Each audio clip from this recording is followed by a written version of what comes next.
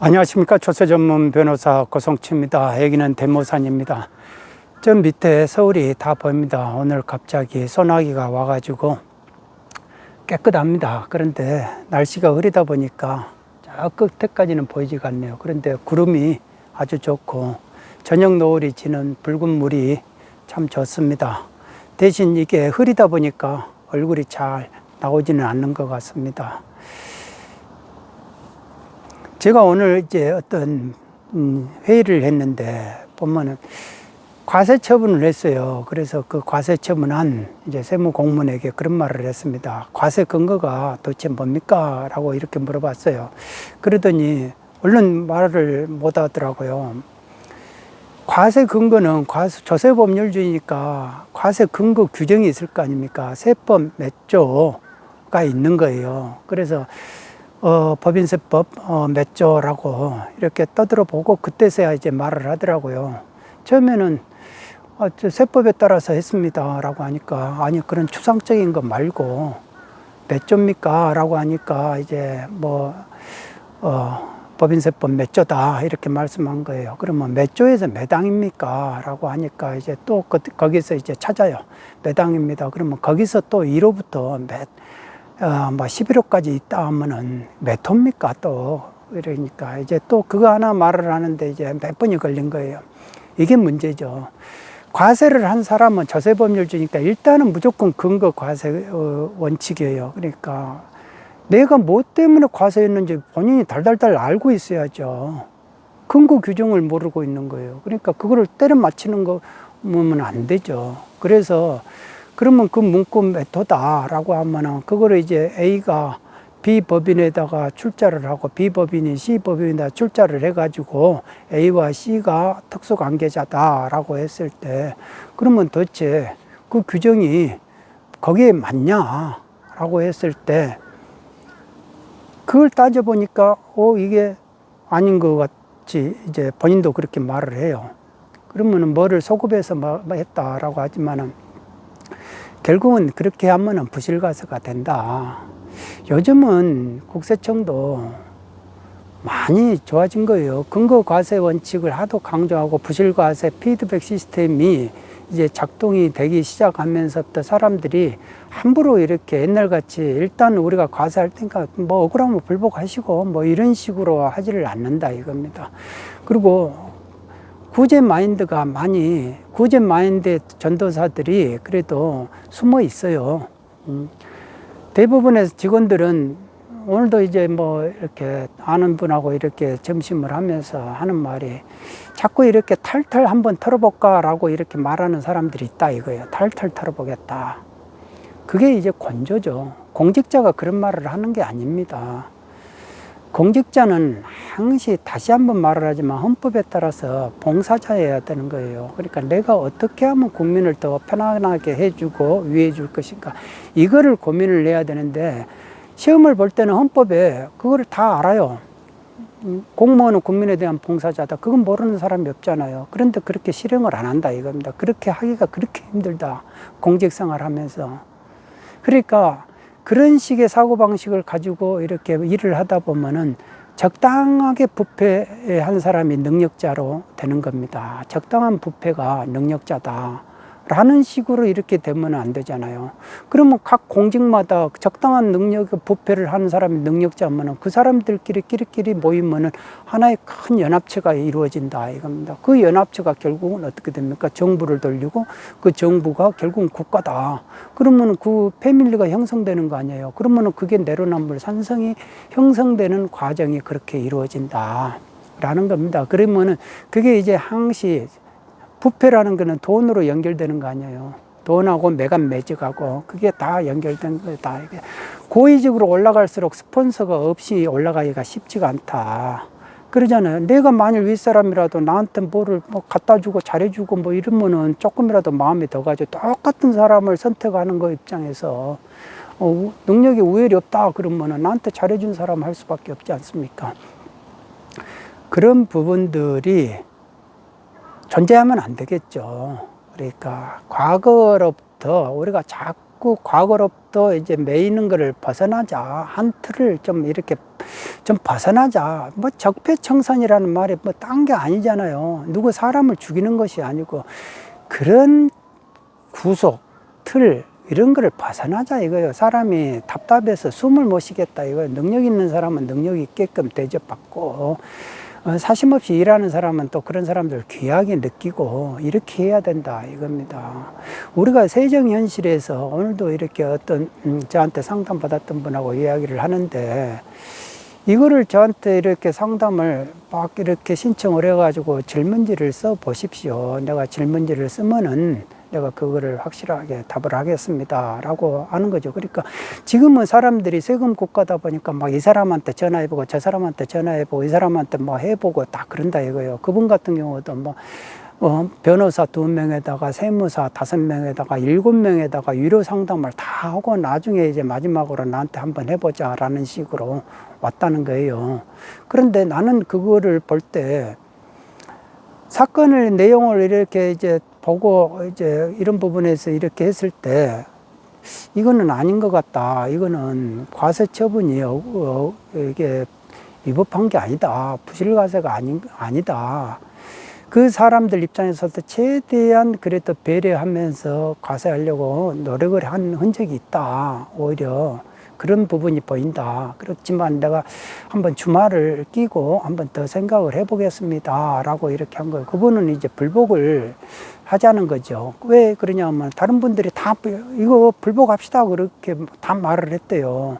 그리고 어떤 세무사는 일단 2천만 원을 주시고 그리고 중간에 또 돈이 들어갈지 모르니까 또 돈 그때 청구하면 또 주시고 그다음에 성공보수는 인용된 금액의 20%를 달라라고 이렇게 하는 거죠. 그러니까 대부분이 그래요. 지금 뭐 세정현실에서 조사청에서 지금 막 그 조사가 많이 떨어진대요. 조사를 많이 한답니다. 그러니까 우리가 이제 배우자끼리 증여의 부분은 6억이 이제 공제가 되잖아요. 그런데 그 6억 공제가 되고 나면 그 뒤에 이렇게 초과된 금액에서 그런 것들을 이제 과세를 조사하고 뭐 이러는 건데 6억 미만이어도 조사권이 떨어진다. 그런 경우도 있다 이거예요. 왜?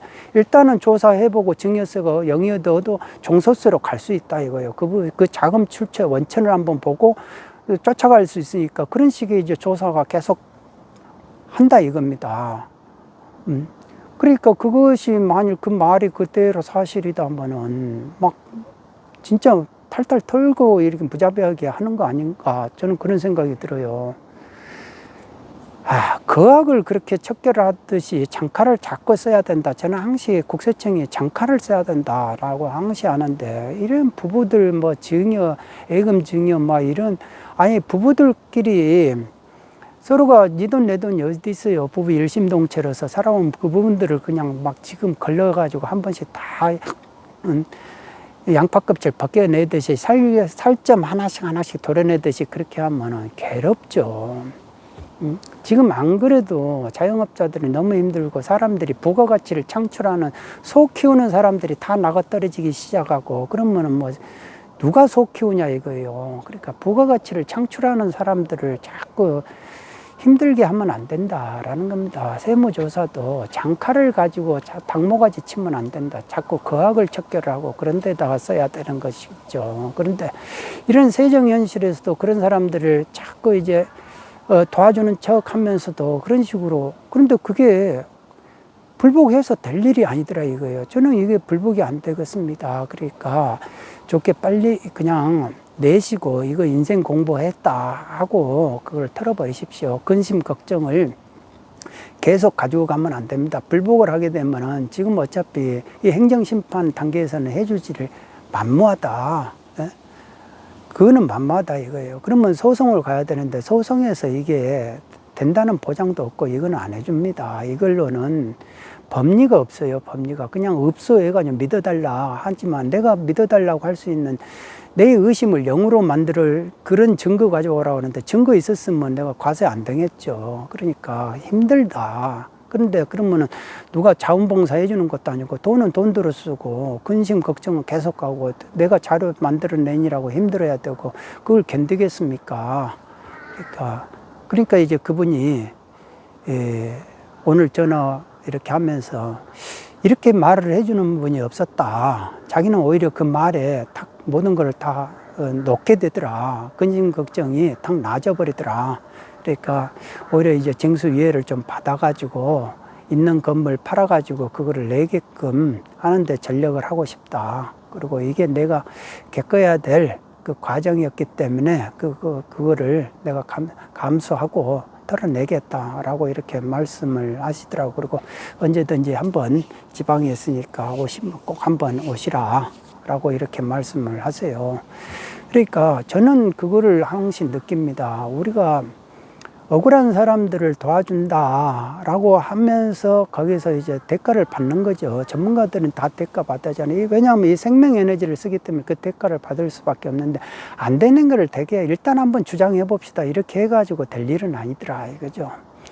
그런 부분에서 우리가 나는 우리 예전에 이제 국세청에 같이 있던 분들이 다 이제 거의 정년퇴직하고 세무사 하시고 그러는데 다 이게 뭐 재벌된 사람 내가 못 봐봤어요. 국세청 출신에서 재벌된 사람 내가 못 봐봤다. 그러니까 어차피 벌어도 그건 내가 가지고 갈 돈도 아니에요. 그러니까 사람이라는 게 자기가 그 길이 있어요. 길이. 그러니까 아닌 거는 아니다고 기면 기다하고 그래서 정당한 대가를 받아가면서 하는 것이지 사람한테 거품을 물려가지고 그 범 제거해주는 대가로 받아가지고 그것도 막 이렇게 받아가지고 하는 게 아니더라 라는 겁니다. 그러니까 어차피 그 돈에는 업이에요. 돈은 업덩어리고 그 업의 대가를 내가 반나 쌓아가면서 마치 그게 능력자인 것처럼 이렇게 의시되는 것 그 자체가 저 사람 돈 벌었어. 뭐 하더니 변호사 하더니 돈 벌었어. 저 사람 세무사 하더니 돈 벌었어. 사람들이 그 기동량을 잘해요. 그러니까 막 이렇게 돈 벌면 막 그게 자기가 전문 능력자 된 것처럼 인생을 잘 사는 것처럼 생각한다. 이거 그게 참 착각이다. 착각이다. 저는 그런 게 참 비린내 난다 생각이 들어요. 그렇게까지 살 필요가 뭐가 있을까? 인생이라는 거는 그렇게 사는 거는 누구나 할 수 있죠. 근데 자기가 정당한 대가를 받아가면서 산다는 거는 한번 해볼 만한 일이다 이거예요. 사람으로 태어나서 그래도 한번 가치 있는 일이다 라고 저는 생각을 합니다. 그러니까 저희가 이제 유튜브를 시작할 때 저 유튜브를 통해서 이제 많은 도움을 받다라고 하는 분들이 계시죠. 그러니까 이제 그거를 통해서 이제 상담 오시고 저는 한 번도 지금까지 광고를 해본 적이 없어요. 그렇지만은 저는 그거를 처음에 한 명, 두 명 볼 때 이 영상을 날마다 올렸던 이유가 아직도 지금 올릴 것이 무궁무진하다 이겁니다. 그런데 분명코 이 영상을 누군가는 꼭 보게 될 것이다 라는 항시 자신감이 있었어요. 왜? 국세청 세무공무원들이 독창적으로 뭐 그 과세하질 않아요. 세무조사하질 않아요. 다 정해진 루틴대로 합니다. 그러니까 사건이 돌고 돌아요. 돌고 돕니다. 그러니까 제가 가진 파일 속에 그 쟁점 속에서 계속 돌고 돌 뿐이에요. 사건이 이 사람 틀리고 저 사람 틀리고 단지 사실관계만 틀리지 그 쟁점 법리는 똑같다 이겁니다. 그 쟁점 법리 속에서 빙글빙글 돈다라는 겁니다. 저는 그런 거를 너무 많이 받고 그거를 다 쟁점을 정리가 돼 있는 상태에서 이런 그런 법리적인 부분은 다 정리가 돼 있는 거예요. 그리고 그 속에서 돌 수밖에. 근데 세무공무원도 힘들어하고 납세자도 힘들어하고 세무사가 힘들어하는 게 바로 지금 이 양도세 분야이거든요. 그걸 뭐 수없이 바꿔버리니까 바꾸는 사람도 자기도 착각해가지고 다시 또 바꿔야 되고 해서 거기에 대한 해석 지침 내렸다가 또 이거 아닌갑다 또 다른 지침 내리고. 그러니까 지금은 막 지리해신에 의해서 막 나는 이렇게 본다 당신은 어떻게 보느냐 라는 식으로 이렇게 할 수밖에 없다 이겁니다. 그런데 실제로 이 주택에 대해서 불복이 많을 것 같아도요, 불복이 거의 없더라고요. 왜 그러냐면 사람들이 다 보수적으로 피해간다 이거. 국세청하고 마찰을 일으키지 않으려고 피해간다라는 겁니다. 최대한 피해간다. 왜? 그게 돈이 억 단위로 왔다 갔다 하니까. 그래서 최대한 안전하게 돌아가고 있더라라는 겁니다. 그러니까 그만큼 부동산 분야에서 집단 지성이 형성이 돼가지고 사람들이 그 집단 지성의 안전망 속으로 다 들어가 있더라라는 겁니다. 그러니까 만일 부동산 부분에 있어서 어떤 꼭 알아야 되겠다라는 부분이 있다면은 저에게 상담을 신청을 한번 해보시고 거기에다가 질문지를 먼저 주세요. 제가 증문즉답을 하다 보니까 그게 이제 실수도 있고 미약한 부분도 있고 미비한 부분도 있다는 것을 인정을 합니다. 그러니까 질문지를 먼저 주시면 확실하게 그에 대해서 국세청에다가 질의해신해서 답 오는 것보다 훨씬 빠르게 답을 드릴 수 있다 라는 겁니다. 국세청은 착하게 살면은 복 받는다라고 이렇게 당연한 거는 당연하다 이렇게 말을 하지만 저는 거기서 구체적으로 개별적으로 상담자분은 참 복 많이 받을 것 같다. 왜? 그 근거는 이렇습니다. 이런 식으로 구체적으로 답을 할 수 있다라는 겁니다. 저는 이런 거를 볼 때 우리나라가 좀 더 세금에 있어서 근거 과세 원칙에 있어서 세무 공무원들이 확실히 훈련을 좀 더 받아야 되고, 그리고 탈탈 털어보겠다라는 그런 말은 쓰지 않는 게 좋다. 그리고 우리가 공직자가 고위공직자가 되면 될수록 스폰서를 끼고 고위공직자 되려고 하는 거는 그거는 결국은 사심을 들어가게 하고 누군가의 매이게 되고 누군가의 오더를 받게 된다. 그렇게 되면 안 된다라는 거를 느끼고, 또 우리가 세정 현실에서 이렇게 전문가들 입장에서는 불복대리라든지 뭔가를 조언을 컨설팅을 해주는 사람들 입장에서는 아닌 거를 아니다고 말을 해줘야 되는 것이고, 기면 기다고 말을 해줘야 되지만 긴 거 당연한 거를 당연한 걸 인정받는 게 그렇게 힘든 거예요, 이 세상이. 만약 당연한 거를 당연하다고 인정받으면 요순사회라니까요.